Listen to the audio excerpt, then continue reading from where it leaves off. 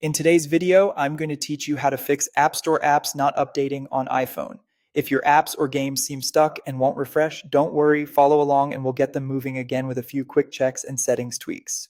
First, let's make sure your iPhone can switch to a better connection when needed. Open Settings, tap Mobile Data, sometimes labeled Cellular, and scroll to find Wi-Fi Assist. Turn this on. When Wi-Fi is weak, your iPhone will quietly lean on cellular data to complete app updates, which often clears stalls on slower networks.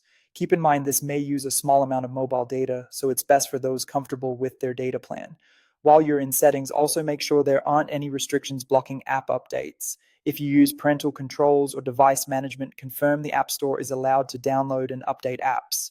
Next, confirm your iPhone is actually set to update apps automatically. Go back to Settings, scroll down, and tap App Store. Turn on app updates. This lets iOS handle updates in the background so you don't have to constantly check the updates tab, even if you prefer to update manually. Enabling this temporarily can kickstart pending updates and reveal whether a setting was the culprit.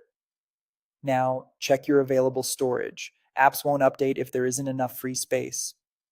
Open Settings, tap General, then iPhone Storage. Give it a moment to calculate. If you're running low, remove unused apps, large videos, or files you don't need. Clearing just a bit of space often allows multiple updates to complete in one go.